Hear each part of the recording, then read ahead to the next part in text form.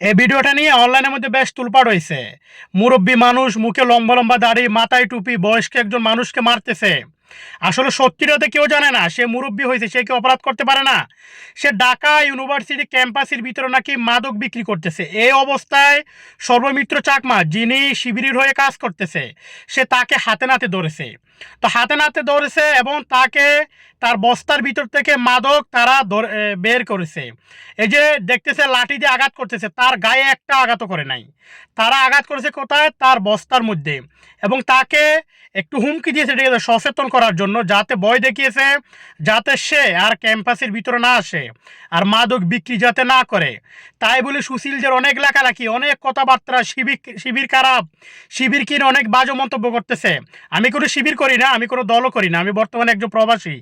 আমি যেটা ভালো, যেটা মন্দ, সেটা নিয়ে আমি কথাবার্তা বলি। ভালো মন্দ কথাবার্তা বলার অধিকার আমাদের সবার আছে, তাইও আমি এটা বলতেছি। এই নিয়ে দেখতেছি অনেক তোলপাড় হয়ে গেছে অনলাইনের মধ্যে।